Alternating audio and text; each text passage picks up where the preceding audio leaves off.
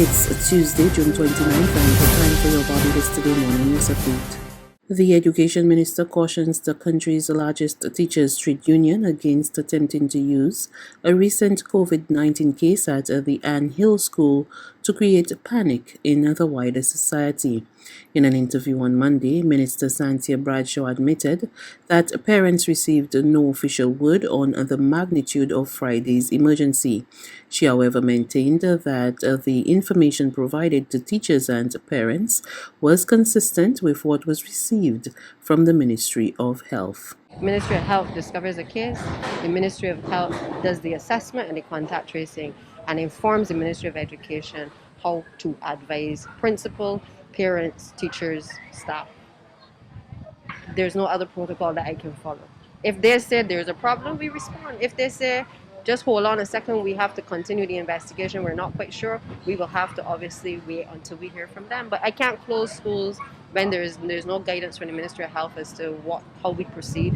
It has to be guided by the health ministry. There's no point, as is happening, creating an alarm when there may not be any. The ministries are not in the habit of that. That is for other people to do. We're not in the business of creating alarm and panic in the country. We've been managing a crisis from day one.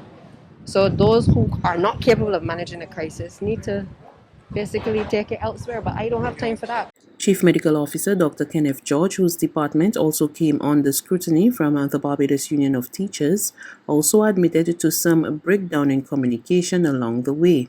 He is, however, adamant that the protocols implemented to minimize the likelihood of COVID-19 in schools continue to meet expectations. The president of the Democratic Labour Party is challenging Reverend Guy Hewitt to be honest with the party and the wider electorate. Volody Pisa tells Barbados Today that despite suggesting otherwise, Hewitt's interest in contesting the St. John seat is no secret among party members. She also expressed confidence that her record of political leadership stands tall when placed alongside a man who she considers a political neophyte. He is seeking both the nomination in St. John and the presidency, whether he wishes to say so out loud or not. He is seeking both. He, the political neophyte, thinks that he is able to do it, but I, more senior than he, can't do it. Tell me how that means. I'm seeing a trend, and more importantly, I believe the party members are seeing a trend. And this is the thing, because politics in Barbados has reached a stage where I think people want their politicians to deal straight with them.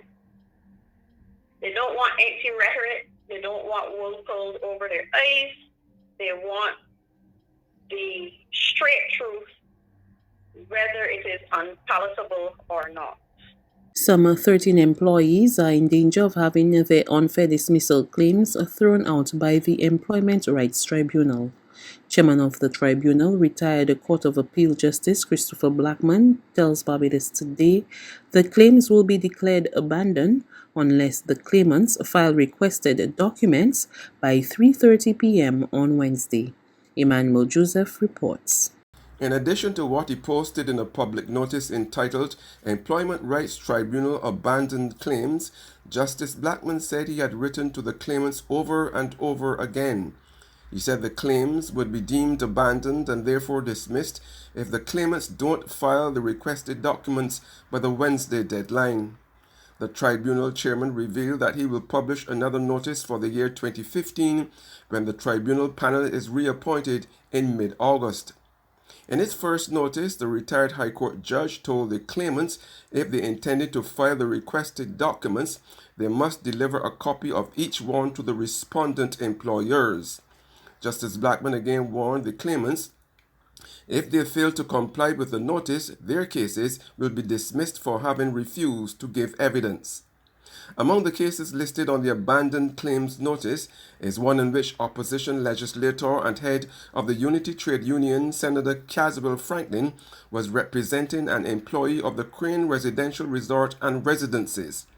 When contacted Monday night, Senator Franklin explained that the matter was not pursued because the employee had been rehired and so there was nothing to pursue.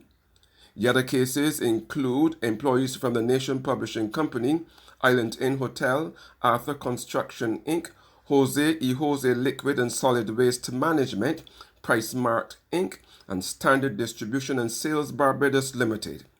I'm Emmanuel Joseph for Barbados Today.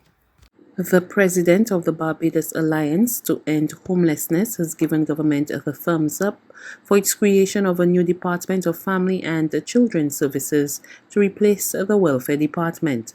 Minister of Maritime Affairs Kirk Humphrey broke the news over the weekend. However, SAFRI contends that while the proposed change has been long in coming, staff must be trained to handle vulnerable citizens and the services should be available in one location. This must come with training because persons over the years have complained about how they are treated by persons, how they're treated by workers, how they're treated when they go for services. They're already, down in the luck already, and to go to a place where services is supposed to be rendered and be further pushed down in the gutter is not something that people, like. So we would like to retraining or training rather for persons within this department. We would also like to see the department come in under one building. We don't want it to be a case where we are seeing persons having to go here for welfare services, there for child care services, there for human strengthening services, there for this program or that program. If the government can find a building where they can house all of these organizations so that persons are not scattered about the place, but they can easily go up or down in a particular building to be able to have the services rendered. Also, we would like to see a review as it relates to some policy changes around the rental agreement with welfare services and the landlords. There's regional and international news after this short break.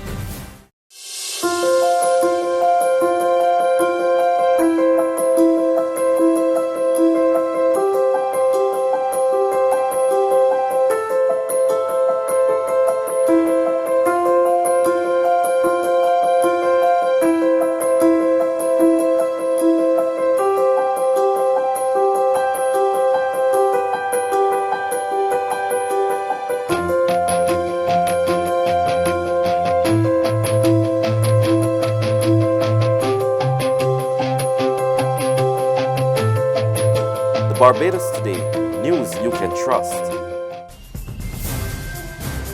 To news from our regional neighbors now, Prime Minister Alan Chasney is promising to reduce the value-added tax to 10% if his ruling United Workers' Party is given another mandate in the next general election in St. Lucia. The campaign pledges among 5 promises Chasney says his government will deliver if it is elected for another 5 years in office.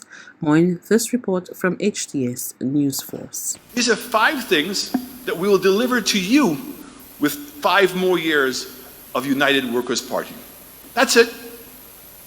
We will deliver 5 important things to you, and all we're asking is for you to allow us to continue to finish the job that we started. The most appealing offer in the grand bargain appears to be more value-added tax relief. We're going to do it again, and this time we're going to reduce the VAT rate to 10% in the next term. Yes, Papa! But surprisingly, tax cuts are not at the centerpiece of the campaign pledge, with a heavy emphasis on social programs. The re-election bid includes unemployment insurance for all to help the jobless get by in times of crisis, a shortcoming accentuated by the pandemic. We all saw that when COVID came, and persons were laid off, and they had no income. And it was our innovation to use funds from the NIC, which was not programmed for unemployment insurance, but only for pensions. And we were able to access almost $70 million to facilitate that. We recognize with climate change and what's happening in the world today, we must be better prepared next time. And we have to put a significant, well-funded program in place that when people lose their job, that they can continue to receive their income. Chasney promises to provide more financial support for the needy. And finally, the United Nations Human Rights Council has urged global action including reparations to make amends for racism against people of African descent. UN High Commissioner for Human Rights Michelle Bachelet on Monday issued the call for states to adopt a transformative agenda to uproot systemic racism as she published a report casting a spotlight on the litany of violations of economic, social, cultural, civil, and political rights suffered by people of African descent. The status quo is untenable. Systemic racism needs a systemic response. We need a transformative approach that tackles the interconnected areas that drive racism and lead to repeated, wholly avoidable tragedies like the death of George Floyd. I'm calling on all states to stop denying and start dismantling racism, to end impunity and build trust, to listen to the voices of people of African descent, and to confront past legacies and deliver redress. States must show stronger political will to accelerate action for racial justice, redress, and equality through specific time-bound commitments to achieve results. This will involve reimagining policing and reforming the criminal justice system, which have consistently reduced discriminatory outcomes for people of African descent. Only approaches that tackle both the endemic shortcomings in law enforcement and address systemic racism and the legacies it is built on will do justice to the memory of George Floyd and so many others whose lives have been lost or irreparably damaged. That's news. But for the very latest, visit us at www.barbadostoday.bb. You can also subscribe to our e-paper, email updates, or like us on Facebook, and sign up for our breaking news alerts via WhatsApp. We're also on Izumi Media in bus terminals, as well as screenplay at supermarkets and gas stations near you. And you can also hear us on Mix 96.9 FM and Capital Media HD 99.3 FM.